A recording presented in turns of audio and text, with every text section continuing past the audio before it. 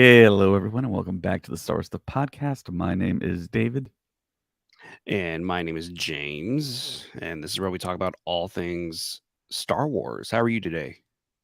I'm doing good. How are you? I'm doing pretty great, doing pretty great. I've been playing Jedi Survivor nonstop since Thursday night. So, yeah, I've been doing pretty great. I have not been playing Jedi Oh, Survivor since Thursday night. And yeah, just about everyone on the podcast now that owns it has beaten it or gotten close to beating it and knows like man. everything. So, yeah, I've been on social media and I've been spoiled with a couple Oh, things man, here and there, really? but it's not a big deal. I mean, to me, There's I'm not the big gamer here. there's one spoiler that the credits revealed, and I'm like, wait, what? There's a certain character who's in there, and there's a certain voice actor. I'm not gonna say who it is, but Yeah. it shows up in the credits, and I was like, I did not see this person in the game. So I'm going around going to whatchamacallit, try to 100 each map. So maybe I'll run into this person because he's there. He's obviously there, but it's just like I haven't seen him. So it was really funny watching the credits and being like, what? So Is it yeah. like one of the usual suspects? It's I can't say. It's a usual but an unusual suspect. I mean, you would think this person would show up and you're Right. like, there's no way he would. But then when yeah, he's there and it's like, okay, cool. I want to tell you, but I can't tell you because I want you to Yeah. play. And I want Liam because Liam just said he hasn't finished it yet either, so I don't want to spoil it for him. Yeah. But the game is amazing. The game is so great. Like it's insane how great this game is and Okay. how much better, not better, but just far superior, I should say, to Fallen Order it is. Wow. And Yeah, Fallen the Order is first game no was yeah, it's truly no joke. beloved. Yeah, Yeah. that's a great game.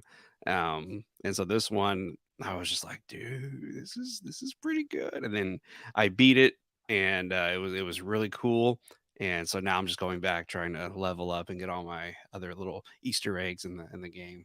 So yeah. Nice, nice.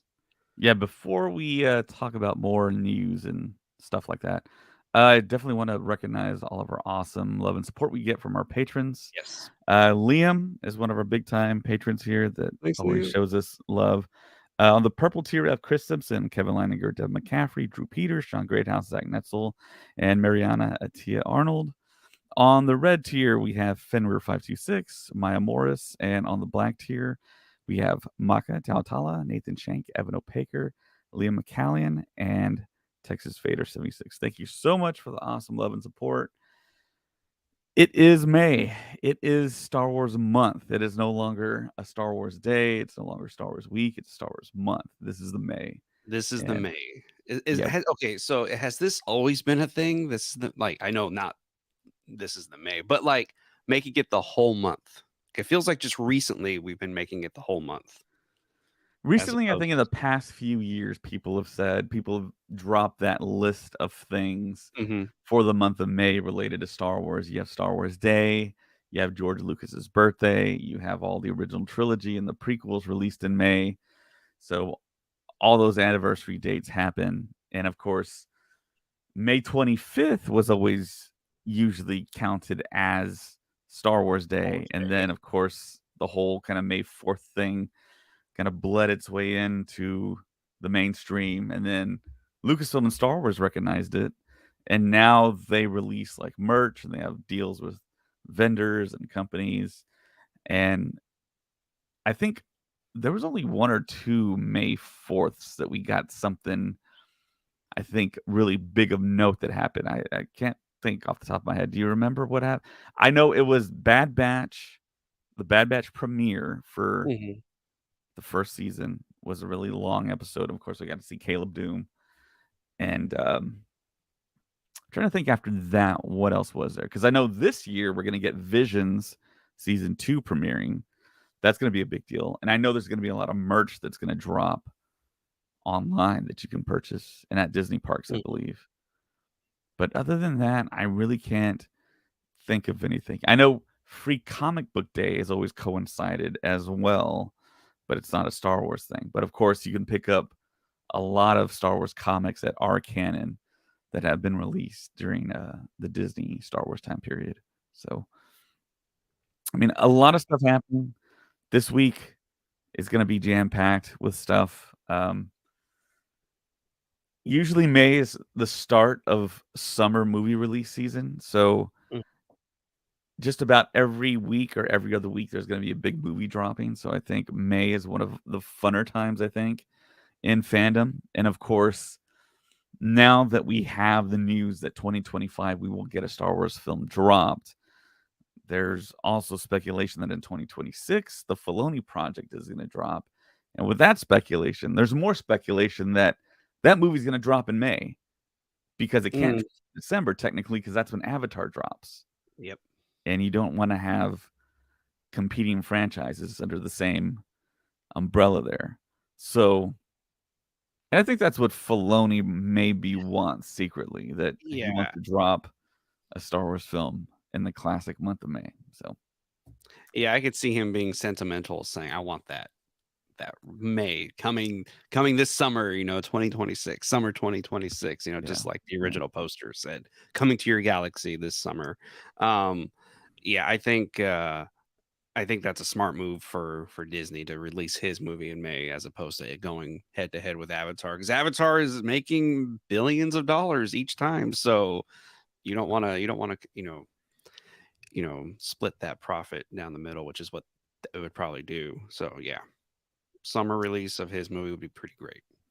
Yeah, and I know Joe Letteri, who worked on the special editions for Star Wars, is one of the lead special effects supervisors on Avatar, and he's worked Mhm. at Weta, and he worked on the Lord of the Rings, and that blew up with Weta, and he's a Star Wars guy that's out there, and yeah, Avatar's part of the family. When I went to Disney World for May 4th in 2021 or 20, I can't remember anymore, but that was the one ride I did not go on was the Avatar experience at Mm, Animal Kingdom. We pretty much did everything else at Galaxy's Edge and everywhere else, but that's the one thing I didn't experience. So yep. maybe I might go back here at some point and go visit Colin and hopefully do that. So yeah, Colin has been going to Disney World this whole week. It seems like he's been posting on Instagram, Yeah.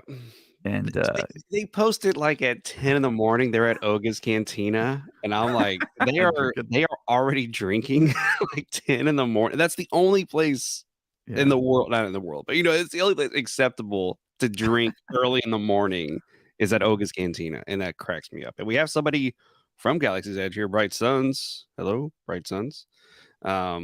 Yeah, yeah, he's there all week. Him and Brooke are there right now, and I think he just rode Rise of the Resistance and Smuggler's Run as well.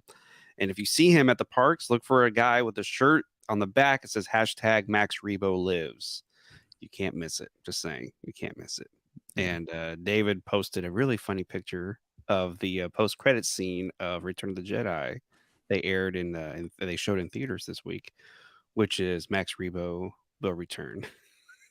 Can you Yeah, imagine? which is I gotta preface it with it's fake, guys. It's It's not fake. It's real. very You fake. Yeah. don't stay till the end because some people took it literally and were like, "Oh my gosh, that's a real thing." It's not. No, No. it's Max Rebo is our podcast mascot, so we That's like to. no. Just be honest. That's Colin's mascot. Like that's not the podcast mascot. That's Colin's thing. Speaking of Return of the Jedi, I saw Return of the Jedi in theaters on Yeah, Sunday, and nice. it was great. It was pretty packed. It was here in Orange, a little bit south of me, and pretty packed theater. Huge theater is one of their bigger ones they have there at this movie theater, and when the 20th Century Fox logo came up and the fanfare started, just the Yeah, 20th Century Fox, people started clapping and cheering. And I was like, oh, this is going to be fun. This is going to be really great. And then the Lucasfilm logo a long time ago in the Galaxy, people were clapping. And then I was like, this is great. But the best part was when they showed the ghost of Anakin, which is now Hayden Christensen. As of 2005, it's Hayden Christensen. When they showed the ghost of Hayden Christensen, of Anakin, everybody started clapping and cheering. it was cool. It was a really cool Uh, feeling to be like, wow, look at that. This is isn't aw that something how when that initially was dropped, it was kinda hated, and people now hated that, yeah. everyone kinda loves Hayden Christensen that he's back, and the fandom now is that generation that grew up with the prequels, and they love seeing that, and that's, like, one of the most cheered for things, and it's a crazy thing. It's crazy, It's yeah, unbelievable. and it made me happy, like, it brought a big smile, and then when it said directed by Richard Marquand, I started clapping because everyone else was, and we cheered at the very end, Yeah. and as I'm leaving, I see kids, young kids dressed up as Star Wars characters, and I was like, it almost, choked up. I got a little choked up, a little emotional. I was like, "This is their first time seeing this movie in theaters." This may be the only time they were gonna see this movie in theaters, unless Mm. in the 50th anniversary, they may do it again. But Yeah. can you imagine that being a kid and going and being like, you're into Star Wars, and it's like, "Hey, let's go watch this one on the big screen," and then you get to see this one that you've been watching on your TV, now you get to see it on a big screen. It took me back to when the special editions came out in '97. I was that kid going to and just, like, over the moon, like, "Oh my gosh, Star Wars is in theaters? This is amazing," and it was cool. It was a really good experience, and it was in the top 5 of, the box office this week, I believe, and which is pretty great, After all these years, it still makes a lot of money at the box office, so, yeah, it was nice. Yeah, I went to go see Return of the Jedi, the 40th anniversary showing at, one of my favorite theaters in San Antonio, the Palladium, and I was able to Nice. troop out there as well as my New Hope TIE pilot, along with, a couple of guys and, a couple of my closest friends in my squad in San Antonio for the 501st, and, there was a guy that walked up to us, and he was like, "Hey, nice job, guys," and he had his son with him, and he goes, "This is his first time watching Return of the Jedi," and we're like, "Oh my gosh." That's incredible. It's Yeah, that's incredible that it's wild. kids are still get to experience for the first time. And if y'all been listeners, you'll know that Return of the Jedi was my first Star Wars movie that I ever saw because my parents didn't know the order. They just saw Star Wars and they rented the movie from Blockbuster. So that was my first Star Wars movie to watch was Return of the Jedi. So it has a little sentimental, meaning to me. Yeah. And it's still fun. It's still exciting. It's still just as great. It holds up after all these years. And yeah, I really, really enjoyed it. Yeah, the theater I saw it in was AVX, which is the Ooh. best audio video experience, that's the advertisement. So, it was very, very clean, it was very clear, it was very much almost like watching TV in public, like someone has said in the past.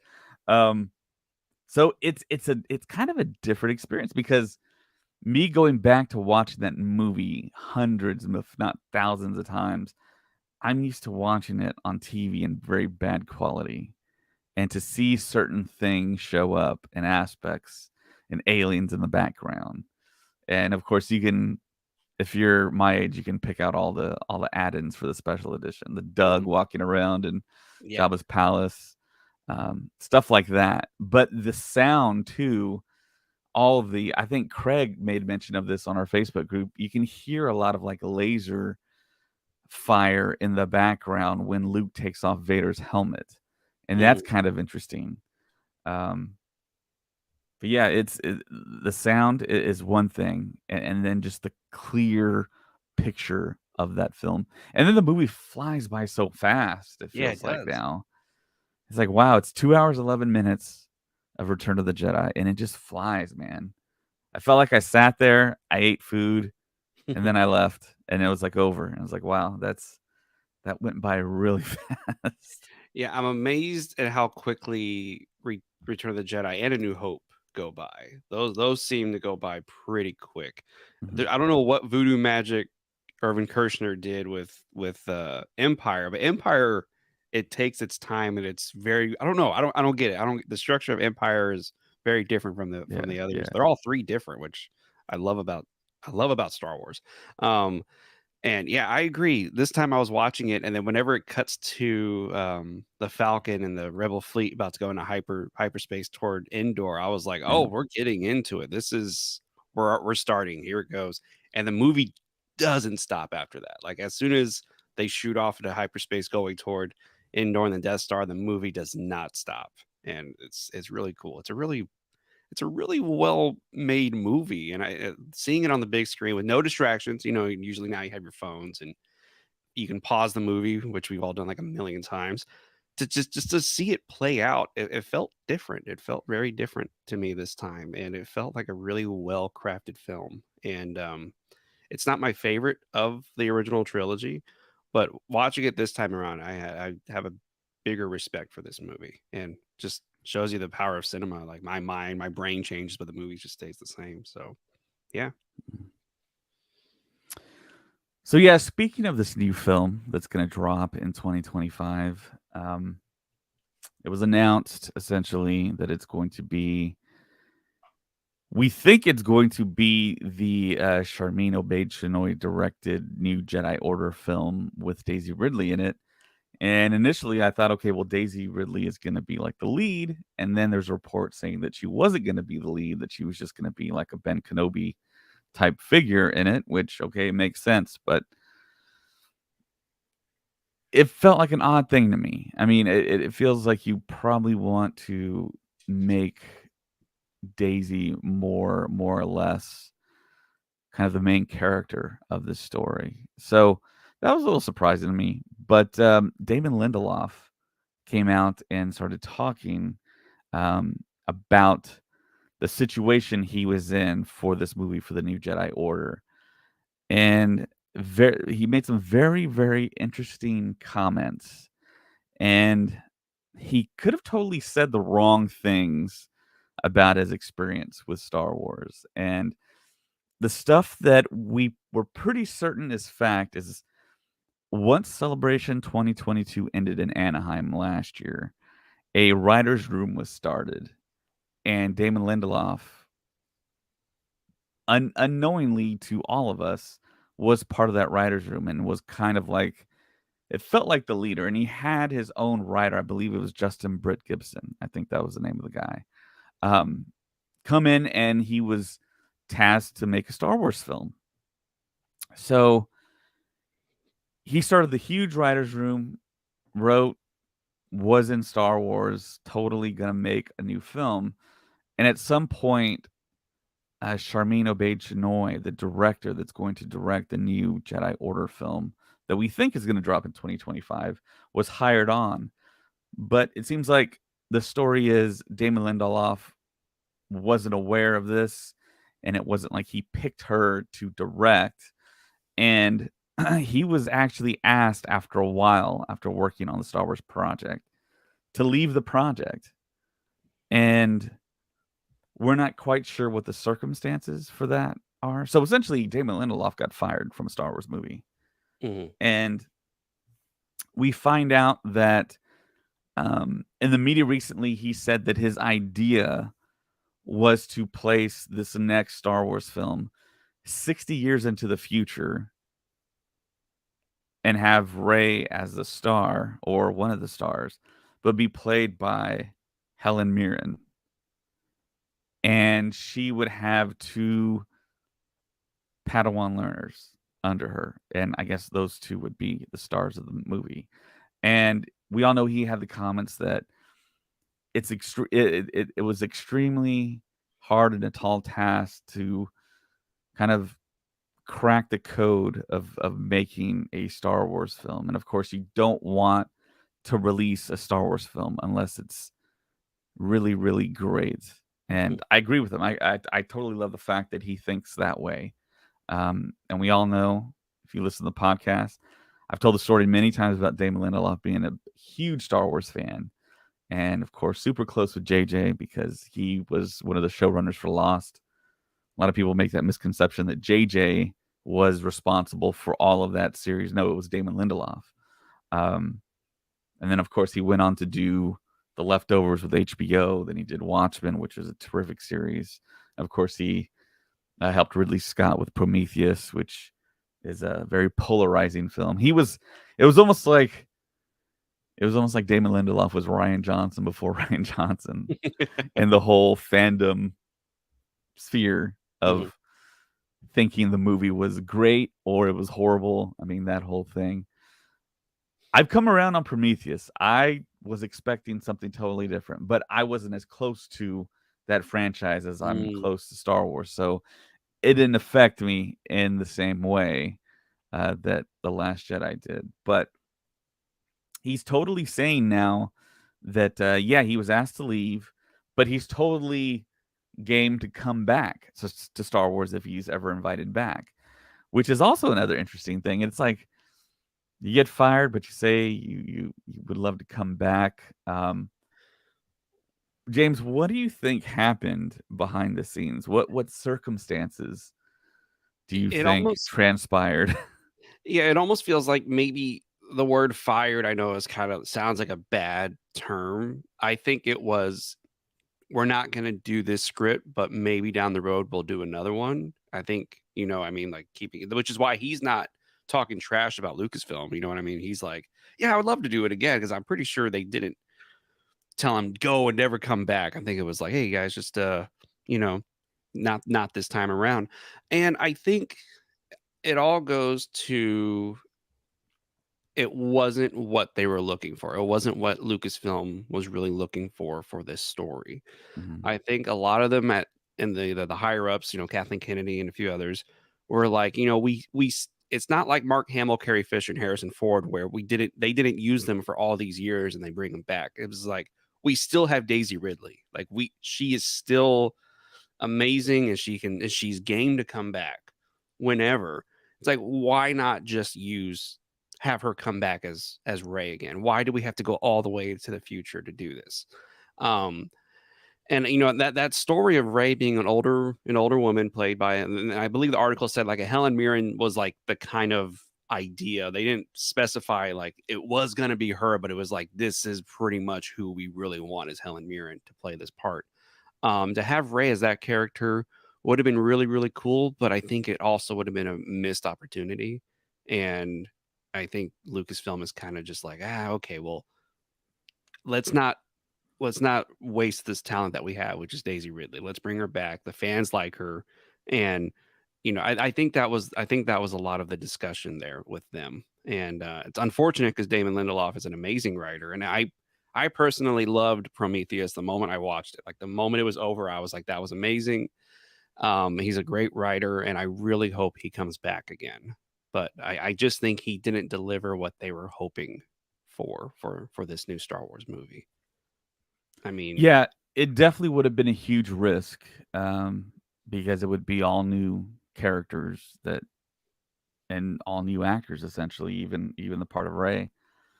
Um, it feels like they still at Lucasfilm have that mindset of we want to be safe, we want to be as safe as possible. mhm. They didn't want to take that risk, and of course, you announce at Celebration that Daisy Ridley is coming back. You're gonna get all the Ray fans to show up, and I know there's a lot of Ray fans. I liked Ray. I thought her character was a good character. But it's going to be interesting to see though in 2025 if this movie does make $1 billion, because all of Kathleen Kennedy's, aside from Solo, which got released super close to The Last Jedi, and in the heart of summer movie season when another all-time movie was released in Avengers Endgame or Avengers Infinity War, Mhm. um, wasn't the best thing to do. But I want to see if this is going to make $1 billion.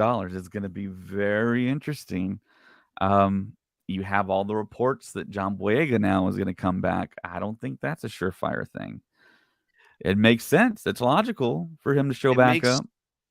and I'm gonna steal your term, it's a slam dunk. Like, if you say Daisy Ridley and John Boyega are gonna be in a new movie about the new Jedi Order, and Finn is her apprentice, that's $1 billion right there.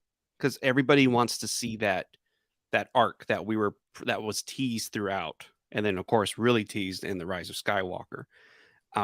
Yeah,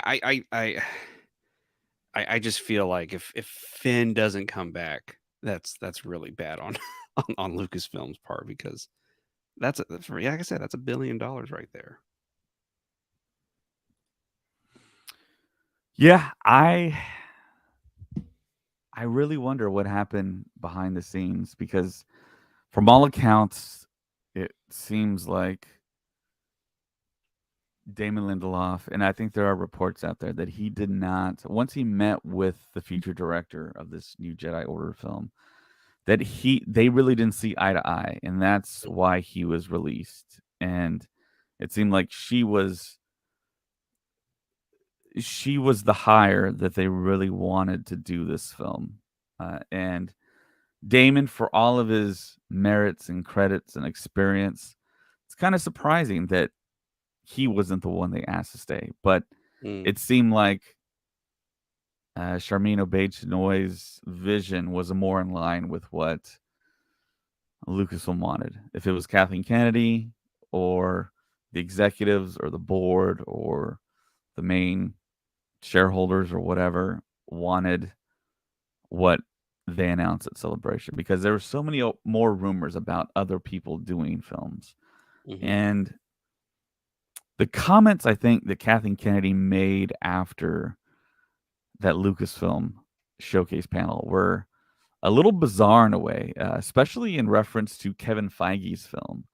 Um, and it's funny because you have to, which is very ironic and a cliche, but it's I can see her comments about Kevin Feige and his film from a certain point of view and see what she's saying, and it makes sense. Um, because I mean, once you do a big presentation like that and you're having to deal with media, um, it's real hectic. She basically told, I think it was comicbook.com's interviewer, that the Kevin Feige thing was all fan created. It wasn't really fan created. She announced it at the Investor Day call. So it was a thing. I think she was just thinking kind of ahead and was answering a different question because, of course, she knows that Kevin Feige was announced to make a film. She just said he didn't have an idea. And I think she meant that the ideas for Kevin Feige's film was kind of something that lived in fandom, Oh, that which makes I don't think was really kind of mainstream because I never heard any no. fans talk about the Feige idea or anything like that. So, I mean, it's just one of those things where she kind of misanswered the question in a way, I think.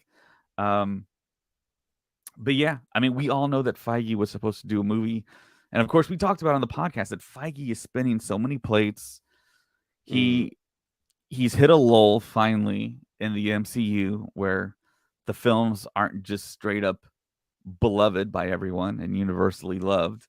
Um, I think this new Guardians of the Galaxy Volume 3 film is going to be universally loved. And I think after that, I don't know what else is coming out. I think The Marvels are going to be coming out.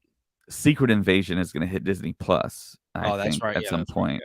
Um, so, yeah, in the Marvels, it has, and I think it's that bad part of fandom that downvoted it the most out of any trailer in the history of YouTube or something. Which doesn't.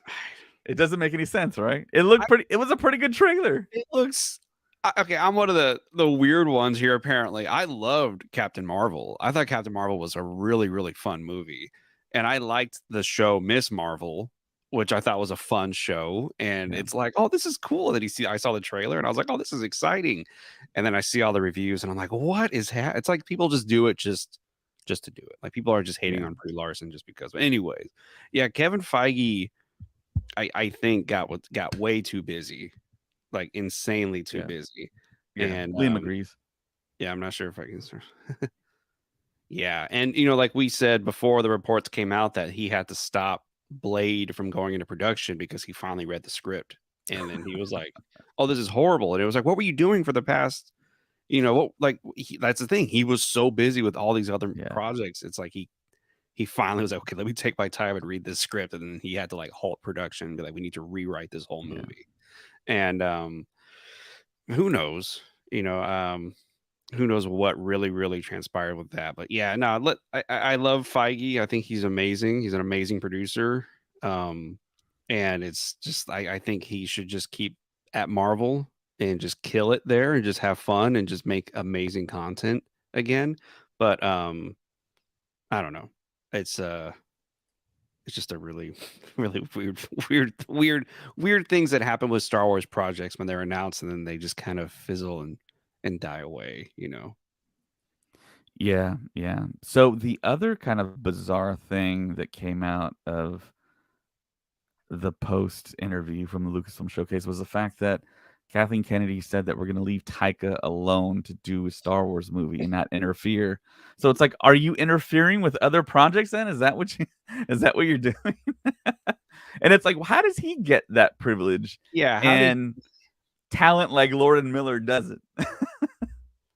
how does he get to just or maybe it's that thing where she's like, "Okay, I'm going to hire these people and we're just going to see what they do, you know, like I'm not going to interfere with them now."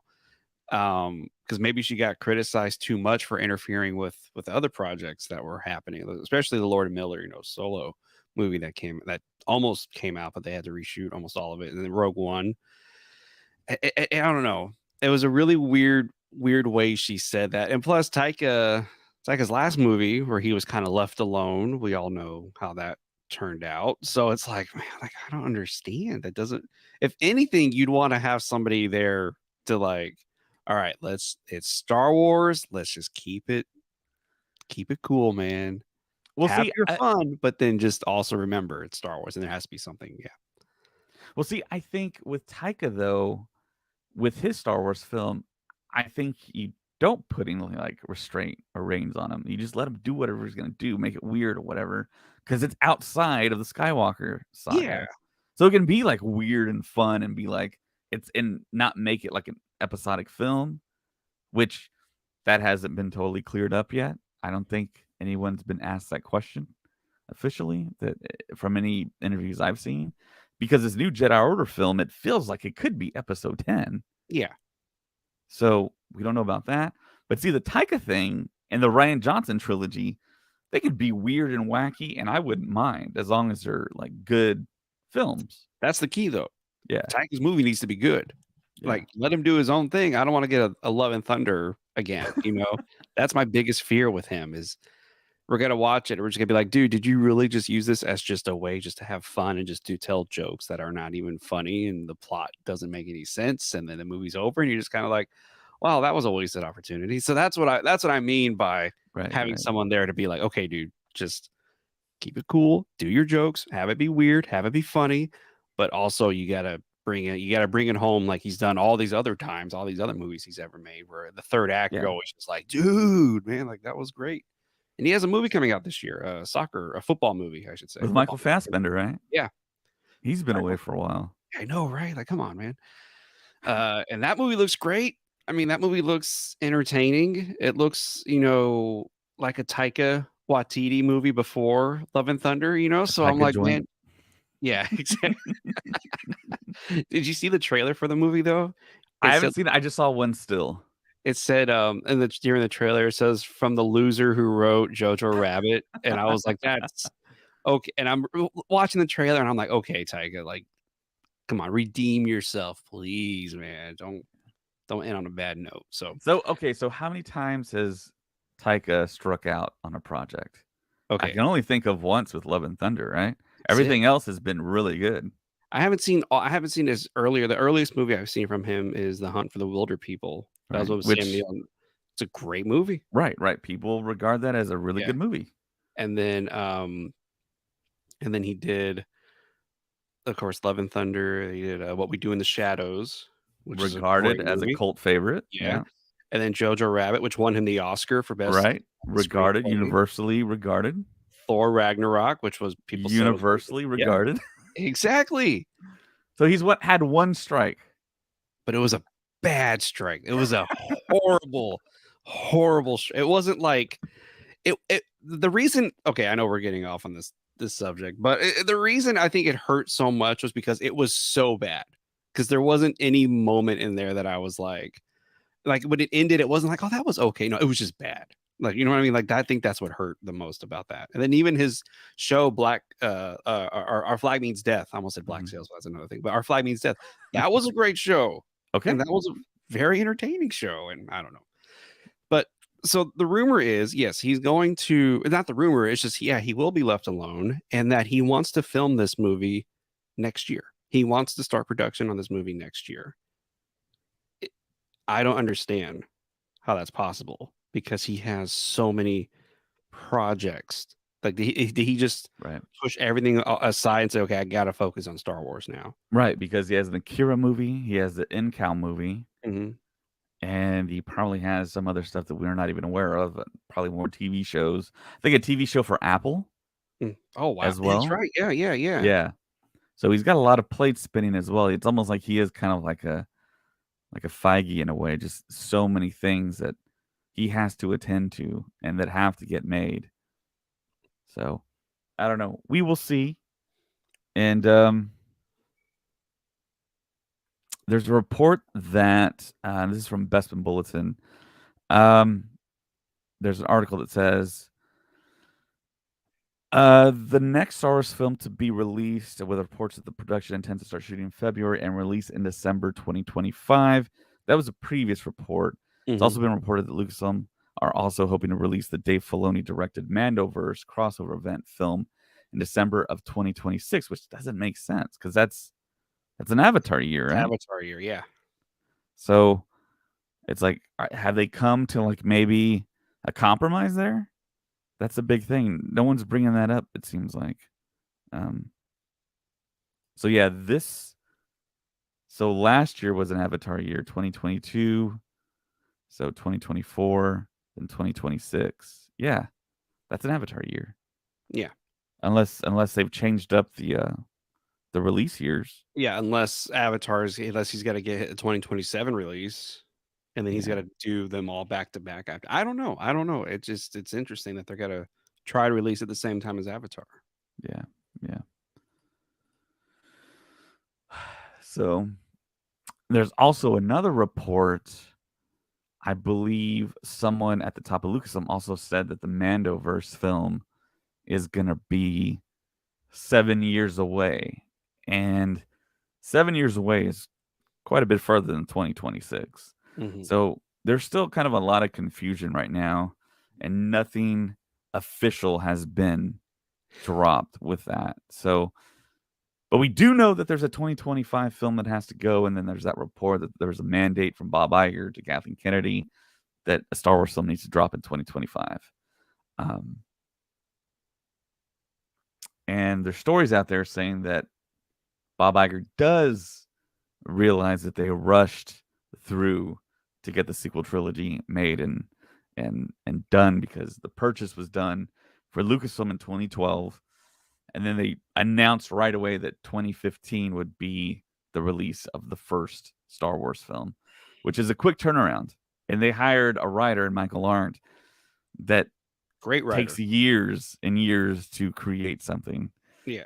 And it's kind of funny because I think that's one of the start of many of the Kathleen Kennedy hires that didn't pan out because she hired this guy knowing that he takes years, but was hoping that he would move a lot faster. He didn't.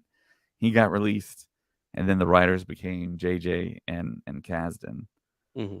which I think that we would all kind of prefer that you have those guys writing it as opposed to someone from the outside that is. I believe he's an Academy Award winning writer, right, for Little Miss Sunshine. And then he wrote the script for Toy Story 3. Ah, That's okay, no yeah, joke. That movie's no joke. Okay, you know what I yeah, mean. So yeah, this guy knew what he was doing, and yeah. so it's just a shame that circumstances happen that way. And I remember hearing somewhere. I'm not gonna say from who, but um, the parks, the Disney parks, was also like a big factor into getting these movies out because they had already invested all this money into building Galaxy's Edge. And it was like, okay, so we're building these parks. We need these movies to come out to get people into the parks and get people in here and buying all this stuff and everything like that. So a lot of stuff happened all at once. And it was rushed. And I know you and I talk about sometimes Toy Story 3 is better than any sequel trilogy movie. um, but what you call it? Yeah, you and I one time said we were like, it's over. Like we did it. We saw 7, 8, and 9. All three of those movies came out, and it's over now. And it felt like it just flew. It flew by so quickly. And I heard a report from him though, Michael Arndt, where he said he was watching Last Jedi, and the beginning of the movie he said was almost the beginning of his movie, and he was like, he was really like, oh okay, so like Luke was supposed to be introduced at the beginning as a hermit already at the beginning of his episode 7 movie. And I was like, oh, that would have been a very interesting. And if you look at all the concept art, that's what they were going for Luke for episode 7, was he supposed to be like that. And I don't know. I don't know. Things transpired the way they did. But I just hope they don't rush whatever these movies are. If this 2025 movie ends up being episode 10, I hope it's not. I hope they plan out 11 and 12. But that announcement will be huge if they ever do announce it. If they say flat out, this is Star Wars episode 10. But we Put do it know out. the crawls will be coming back. The crawls Yes. in front of. Are they going to have the big Star Wars logo come They out have to. too? It's Star Wars. They have to have it. Yeah, but look at And then Rogue One. It has nothing. Look at I Solo. It doesn't have that either. And it's like but it should be there. yeah, all they had to do was throw Star Wars, and it just says, instead of saying episode whatever, it just says Rogue One, and then it goes, and then it just starts going, you know. That's what they should have done. But I'm glad they're bringing it back though. And you look at all the video games and even comics too. They'll have a crawl, hmm and it's like I, we were all expecting that. I'm just glad they started with a long time ago in a galaxy far, far away. At least they got that in there. Yeah, That was yeah. that At least was they that got was a that. nice little moment to be like, okay, cool. But You know, like we say all the time, if we're running Lucasfilm, if I was running Lucasfilm, I would have thrown in the 20th Century Fox in there too, even though it doesn't even exist. just to give Because people seeing that in something, front of Return of the Jedi this weekend, it's like, oh man, we're never gonna see this again like unless we get hired. yeah, unless we get hired, which I could probably, I'll work something out. But no, it was like when you hear that fanfare and you see the Lucasfilm logo, it just gets you excited because you know it, like, oh, this is it, man. We're about to watch Star Wars. And that was one of the Yeah, things I was really taken aback with Force Awakens, was how it just, the logo just popped up, and I was like, oh, okay, here we go. We're getting into it. And then bam. mm, yeah, yeah. But So, are you ready to talk about some Mandalorian stuff? I would love to talk about some Mandalorian stuff. So, this awesome shot right Oh here, my gosh. That's such so a great cool. now iconic shot. I think it's gonna grow Yeah. while time passes. Yeah, yeah. And then So, and then Bo-Katan has just become another iconic character in Star Wars. You right, know what I mean? right. Like just up there with Leia, up there with That's what I said with last yeah, podcast, James. exactly. And it's just the more I know what I'm saying is, looking on TikTok now, looking at all the merchandise coming out, looking at all the art that's coming out, it's like, man, Bo-Katan is is super important in Star Wars now, and it's Right. amazing. And like this shot right here is gonna become, like you said, it's gonna become iconic. Like it's beautiful. So I found out this weekend that at the San Antonio Car Show and Comic Con, Katie Sackhoff will be here one day on Sunday, and hopefully that helmet that you see behind me, if I can hmm point to the right spot right there, Right there. Oh, nice, good job. I'm gonna get that bad boy signed by Katie Sackhoff in San Antonio in my backyard. So if anyone's in the area, go to the Car Show Comic Con this year. You'll see her. Brie Larson will be there. Kit Harrington will be there, and Haley Steinfeld will be there as well. And I know Brie's a huge Star Wars fan. She visited Galaxy's Edge, I think, Yeah, she's a the huge. first few days. I think she And was there at that opening ceremony. mm, They had there, with when Harrison Ford was there and George Lucas. Yeah, she was there. yeah, Yeah, she's been trying. She posted a picture of herself. I love Bo-Katan, but let's not compare her to Leia. Fair enough. But but I think she's up there though. I think she's she's towards the top. I think that with more stuff, I think whatever role she has in the Mandoverse film, because she's going to be there. We might have all those Mandalorians in reserve just waiting for that film. I think she could have a pretty huge role. Yeah, it's amazing. It's amazing to see that character live action. And man, when is the show in San Antonio? It is going to be the weekend after July 4th, I believe. It's like 7, 8, 9, something like that. Maybe I can make a trip to Texas. I got a place to Ooh. stay. My Yeah, you could stay in my house, James. so I think my dad lives a little bit closer to San Antonio than you live to San Antonio. Yeah, but wouldn't you want to like spend time with me too? I mean, come over and we could hang out, talk about Star Wars stuff. We could play with my action figures. There you go. You know that the Put some action helmets figures and all on. that. Yeah. Do a whole podcast with our helmets with your helmets on. No, I think I'm gonna look into this because one, it gives me an excuse to go back to Texas, but two, it gives me an excuse to see you and to To see see Katie me. Sackhoff. The whole Yeah. reason is to see Katie Sackhoff and Haley Steinfeld, but we're not gonna talk about that. And David. And David. I don't know. Katie Sackhoff, Yeah. David. Okay, yeah, I'm gonna go there. See. Katie's like off the screen. Yeah. Yeah. But that's really cool. So the numbers came in for the Mandalorian season 3 finale. And I was actually pretty shocked with the numbers because I didn't think it was gonna do that well because there was a lot of bad um a lot of people were saying a lot of bad stuff about this season 3. But apparently the reports say this season 3 finale was better than the season 2 finale. It had higher numbers than that one. Which But is they didn't, weird. which is Like, do really we trust this? I mean, apparently the numbers are there. The numbers show that this was more watched than the season 2 finale of Mandalorian. I think it was because the ways the previous episode ended on such a huge cliffhanger, like it was like, oh, I have to see what happens next. And there's a lot of theories about what was going to happen. So, and plus the previous episode was called The Spies. So we're like, okay, so are they going to reveal who the spy is and everything? So I think there was a lot of intrigue going into this final episode, which did bring up those numbers pretty high. yeah. But they did not beat Book of Boba Fett or Obi-Wan Kenobi. Both of those had higher finales than I think Book of Boba Fett was higher than Obi-Wan Kenobi's final numbers.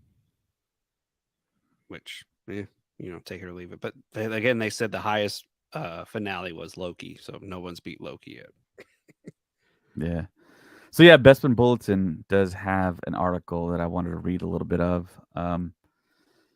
So it states that according to Samba TV, the finale of the 3rd season of The Mandalorian racked up higher viewership than that of the 2nd season finale. Samba is reporting that 1.4 million unique viewers tuned in to the 3rd season's finale over the course of 5 days, whereas 11 unique million turned into the season 2 finale.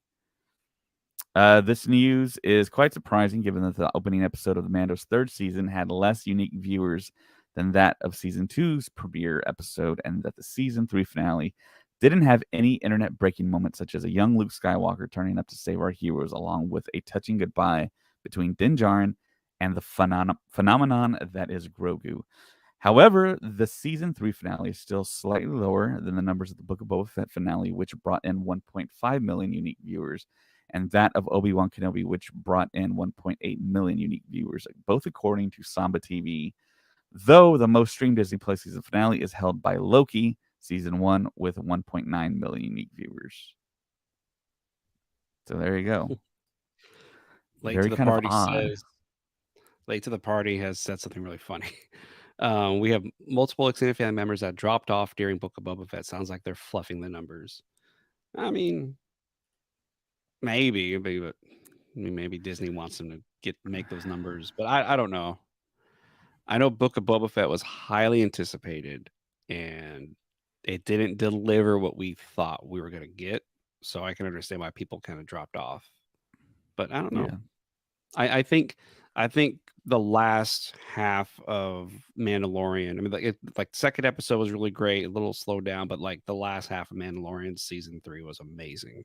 So yeah, I can kind of see those numbers going up there. And plus, it's Grogu. I mean, everybody's gonna want to see Grogu again. So he's gonna make a lot of money. And the poster for whatever Filoni's movie is gonna be is just gonna be Grogu on the front, and that's all anyone's gonna need to see to go see Mm. this movie. I remember Grogu, you and like battle hardened Grogu. Mhm. With his little Grogu helmet in on. like some type of battlefield with like stains on his little shirt, or his shirt torn open, revealing the chainmail. And His hand like this, and you oh see Mando geez. behind him with a gun. Dude, that's Yeah. amazing. That is a good poster. I totally think they pulled off the action with Grogu with the Praetorian guards Mhm. fighting along with Din, and then going up against Moff Gideon. It worked. I know George Lucas always had that fear with Yoda in Attack of the Clones looking like a frog jumping around, but it worked, man. Somehow, some way, it works. I think when you say it out loud and when you see it on paper, It's you could get the feeling that this might come off kind of cartoony or cheesy, but hey, for me it worked. So I mean, and you and I talked about this last couple of weeks ago. When Grogu gets older, are we gonna get a digital Grogu now? Is he gonna become a completely CG person? Because he's gotta yeah. start the story that we're all seeing in our head is that he's going to start getting into some action. He's going to start learning how to fight. He's going to learn how to become a Mandalorian, fight like Din, or sorry, not like Din, fight like Jaren, because Din apparently is his last name. I don't know, but he's going to start fighting like Jaren. So how are they going to do that with a puppet? I honestly think we're going to be getting a digital Grogu for the action sequences. I think they're going to try to find a way to blend it, or they're just got to do what George Lucas did and say no, he's going to be completely CG. So And it is really surprising to me that no one really complains about the fact that we do get a digital Grogu sometimes, and then we mhm. get the puppet, and you can very clearly see when he's digital, when he's Yeah, not. The very first scene when we saw him, he was totally digital in that pram. When he pulls the cover down, he looks different than the puppet. yeah. So it's interesting that to find out what the general public and what the hardcore fans kind of complain about and moan about. So, I yeah, remember I don't everybody know. complained that Yoda was digital when Attack of the Clones was coming out, but then when they saw the fight, it made Like, sense. there's only one way to do it at that There's point in time in 2001 when they yeah, actually created that. But yeah, late to the party says nobody in our family has even started Mando season 3 yet. Yeah, I mean, it's not a film. It's not really advertised that heavily other than like on ABC and ESPN and stuff like that. they had a lot of billboards up in LA. Yeah, A yeah, that's lot of true. huge Mandalorian billboards Yeah. everywhere, and it was pretty cool. Well, speaking of billboards, I know this has nothing to do with what we're talking about, but in Culver City on, I think what I forget which I think it's Jefferson or somewhere, there's a street over there where they have a countdown to Oppenheimer, and Oh, it's a wow. and it's a Oh, huge when it's like that atomic clock? and it's an atomic clock counting down to when Oppenheimer comes out, and it's pretty sweet. I Wow. was in traffic, and I was like, "What is counting down?" And when I got closer, I was like, "Oh my gosh, that's amazing!" So yeah. So, anyways, Mm, sorry, mm. but no, they had a lot. I saw like maybe like 5 or 6 billboards in LA of Mandalorian, and then that's not even mentioning in Santa Monica or anywhere like that. But yeah, they wanted this to be big, and apparently it was. Apparently they did a good job, and Grogu and Din are gonna be chilling for the next year or year and a half, and then we're gonna see them in a movie. So Yeah. that's really exciting. Which I think leads us to our next little story here. So Pedro Pascal has signed on to do the second season of The Last of Us. So we might not see Pedro Pascal's face in the next season either. I think, but I am after everything he went through, which now that I'm thinking about it is like Favreau and Filoni, like, okay, he can't take his helmet off again because he has, you know what I mean? Because he just got Well, I don't baptized even think in they had the waters. option, though. I don't think he was ever, like, on set, I really. know, but now it's like, okay, we have this huge plot point that he has to be baptized in the waters of Mandalore, and he has to do this. It was a hassle. Now that he's done it, he's never got to take his helmet off. Now he's just gotta, around people. So I think Right. yeah, He's, like, grandfathered into the new way where you can, if you want, take your helmet off and it's yes, okay, but he's kind of part of the established old guard, so, yep, yeah, there's reasoning for him to just keep the helmet on, which is great for Brendan Wayne and Lateef Crowder. yes. So, it looks like they'll have a They lot have of work. jobs for a good while too, and it's amazing like how I love that they gave them credit on during the main credits, and I Yeah, think it's that like they was kinda have to because yeah, those guys are really playing the kind of main character that started the show. yeah, and Yeah. just like with David Prowse, whenever it said David Prowse as Darth Vader, like it was like, oh, that's him, and then it'd say James Earl Jones as the voice of Darth Vader. Dude is going to be getting fat checks just talking to a microphone while holding a pillow. That is a hell of a gig. I don't even want to know how much he's getting paid for just doing voice acting. I saw a report that Pedro Pascal in an interview said that for years and years that he never owned a bed. He slept on, like, mattresses and couches for years acting, and now it's all paid off. Oh, that's He he's beautiful. a I think he's the biggest star in the world now. Yeah, yeah, I mean, who's bigger than Pedro Pascal? Tom Every Cruise. TikTok I see, every social media post and reference to him, you look at all the comments and everyone's just in love with him, and they're like, they want more of him. And I It- just saw a video right before we started the podcast of a Met Gala video, and it was people camped out in front of his hotel he was staying at in New York, and out walks Bradley Cooper, and they're like, oh yeah, Bradley Cooper. Then Pedro Pascal walks out right behind him. Oh my god! It's like That's that was just insane. Bradley Cooper right there. It just shows you how quickly Hollywood changes. Because a few years ago, Yeah, Bradley Cooper would have been a hot ticket, but now, yeah, yeah. jeez, man. It's like All that's thanks, Rocket Raccoon. Show some respect. and, Pedro Pascal's been around for a while. Like he's been acting in Yeah, a lot of stuff, but then yeah, once Game of Thrones hit, once he did that character, then it was kind of like, oh, this guy's cool. And then he just started getting gay. And then once he was the Mandalorian, I really think Game of Thrones and Mandalorian really put him on the map. And then yeah. yeah, now he's everywhere, and it's amazing. I remember I saw a billboard, and then other people pointed out. I saw it downtown LA where it was Last of Us, and then on the other side of the street was The Mandalorian. I was like, that's both of his shows. Like, that's Yeah. incredible. Petro deserves everything. We were just talking about how he stole the thunder away from David Harbour. Harbour yeah, that's right. David Harbour was killing it there for about a year, and then now it's all Pedro Pascal. So we'll see who takes over after Pedro now. Someone's probably gonna rise up and take that away Yeah, from him. that is kind of interesting. I never thought of it that way. But yeah, Harbor with Stranger Things, and then he got the job with the Black Widow film, and then he's going to be back with the Thunderbolts. Um, but he did marry Lily Allen, so But I'm really glad they're giving the performers of Mandalorian their own title card during the credits, because yeah, before they were like deep in the credits, and it was like that's kind of sucks, but now they both get it, and I was like, yeah. that's good for them. And didn't Katie Sackhoff say like they thought about filming a love, like not a love scene, but like like a moment, She joked about it, yeah, and then and Wayne was they like, they talked about a potential like moment between the two of them, and now there's like fan art. art, I guess, kind of. Yeah, it's more like fan Photoshop of taking Katie and Din and putting them closer together than they were in the I think show. they're holding Grogu at the whole time. Yeah, Yeah, it's yeah. very We strange. haven't had a romance in Star Wars in a while, it seems like, and like a proper one, like a Han Yeah. and Leia.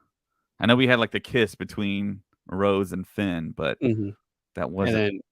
then Yeah. Ray and Kylo Ren, Ray and Ben Solo. Yeah, but I mean that was just like 1 second, and then he was gone.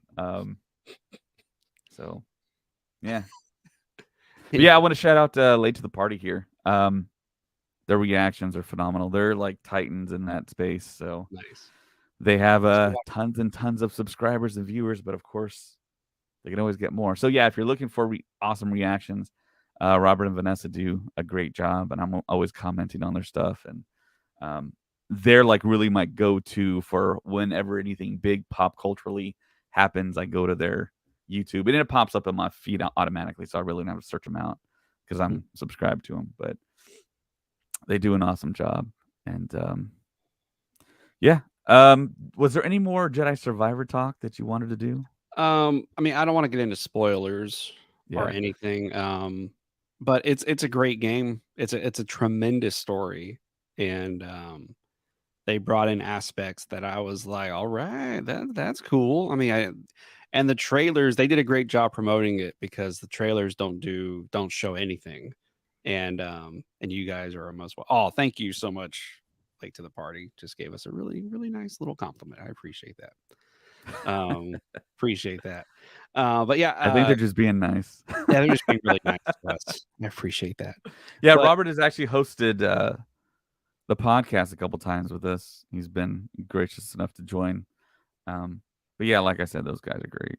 So um, but but yeah, with Jedi Fallen Order, they promoted it very well because you really don't even know the story, and you just start the game, and then later, a couple of I want to say a couple of hours in, you finally go, oh, this is the plot of the, and then it's like, oh, this is really cool, and then it's really great. It's a really great game, and I heard people who finished it within a few days, and I think it's impossible to finish it in one day, because there's so much in that game. It's a lot of stuff happening, side and quests and Easter eggs. Yeah. so, yeah, Easter eggs, and even just the main plot itself is really huge. And that's right. Yeah, Pedro Pascal was in Narcos. That's where my dad told me about him. He was like that one guy from Star Wars. He's in the. My dad loves Narcos, so yeah, Pedro was in Narcos. But yeah, David, hurry up and play the Bruh. hurry up and play the game, and we can talk about it. And I don't want to spoil anything. Let me tell But you the truth. I'm probably not gonna get to finish it by the time you guys break it down. So of course we do podcasts on Wednesday, and I think Colin and Josh are gonna do a podcast tomorrow where they'll probably break it all down for everyone, probably do a non-spoiler, then a spoiler section of that podcast and talk about everything they know, everything they experience.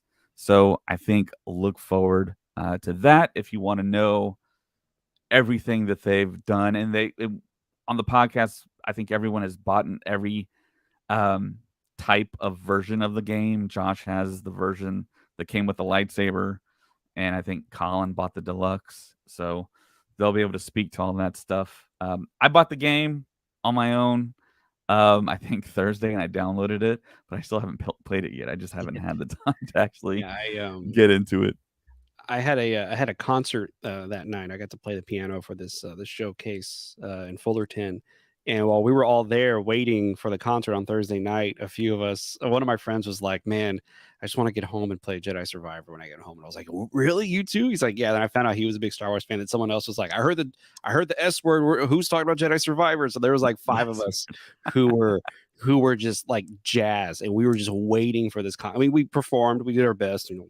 What can I say, you know? But then afterward, everybody was like, "All right, bye," and we all just ran home because I said it's waiting on my PS5. I pre-downloaded it, and sure enough, when I got home, it said ready to play, and I hit it, and it just popped up, and I was like, "Oh my gosh!" Nice, And I did that all day Friday, literally all day Saturday, Sunday, and then yesterday I finished it in the morning, and yeah, it was pretty great. It's pretty great. I enjoyed it, and nice. I guess, like I said, let's wait for like David said, wait till Wednesday, and Colin and Josh, and I may join them and talk about it as well. But if you don't want any spoilers, do not listen to it. You know, it's almost like a movie. You don't want to ruin the story. So if you want to play it yourself, don't listen to us talk about it. And be careful on any social media that you're Yes. subscribed to because People are acting like it was like a movie that came out and everyone saw it, and they're just posting all kinds of stuff. Yeah, I saw a huge spoiler that I was like, "That's not real," and then the game progressed, and I was like, "Oh man!" And it was Yeah, huge. It was huge. I don't think Uh, I've seen a huge one. I think I maybe saw like a mid tier, but Summer Down in Fuller. What song is that? There's a song that mentions Fullerton, which blows me away because Fullerton is literally like 2 minutes away from me, and the creator of the Fender guitar actually grew up in Fullerton, so that's yeah. something pretty cool. Anyways, And one of the San Antonio Spurs went to Cal State that's right. Fullerton. That's right. Yes. Bruce Bowen. Yeah, Yep. That's crazy. that's But how I know about Fullerton. Yeah, yeah. but So but yeah, yeah, yeah. Avoid TikTok as much as you can because like he said, people are just throwing out stuff, and it's like, come on. But I will say though, the best thing is the customization of Cal Kestis. I've seen some amazing versions of Cal Kestis out there, and it's like one of them had him have a mullet with a little mustache, and he looked like yeah, it was like can you do a skullet where it's like shaved and then it's long? you can't do that, but you can do a shaved mohawk though. Oh wow, You can do a mohawk, and that's one of the best things about this game. I can say that the customizations are amazing, and his customizations you can do while you're playing. All you got to do is hit pause, and you can change his outfit quickly, as opposed to like stopping somewhere and having to like. So his appearance can change whenever you want. And nice. I had him, and I sent a picture to the group of him in a purple jacket, and I was like, I don't know why this purple shiny jacket is just amazing, and so he runs around looking like he belongs in like a 1980s science fiction movie. So Yeah. yeah, it's pretty great. Yeah, it looks like Late to the Party's gonna have a review too. Robert says Vanessa's grinding on Jedi Survivor right now. Wait, that sounds bad. Well, yeah. So on that note, you can always find us on YouTube. You can watch us if you're watching us. You might be on YouTube. We're also streaming to Facebook, Twitter. Don't forget to comment, like, subscribe, help the channel out, podcast out. Also on Instagram, Colin posts a ton of stuff. A new post just about every day. Mhm. At Star Wars Stuff Podcast. We're at Twitter at Stuff Pod. You can find us on Patreon, Star Wars Stuff Podcast 2187. Also on TikTok. You can email us at starstuffpodcast at gmail. We've gotten a couple of emails since the last time we talked about that. Facebook, you can find us on our page and on our group. We post news, info, memes just about every day. Yes. Shout out to Tim Seitz, who's constantly on there posting stuff. Yes. Thank you. Also, if you're listening to us on Apple or Spotify, give us a rating. 5 stars would be great. Apple Podcasts, you can actually write a review. Tell us what you like about us. Tell us what you want us to talk more about. Tell us what you want us to do more. Also, you can find us on stuffpodcastnetwork.com. That's the website we have right now that gives you bios and info about us. And we also have a gaming channel on Twitch. It's usually not any of us. We have people that do play Star Wars games and talk about Star Wars stuff. Colin will join sometimes, and that's on Twitch at Star Wars Stuff Gaming. And that is it. Mm. So for James, my name is David, and may the Force be with you. Always. This is the way, and this is the May. All month. All month long.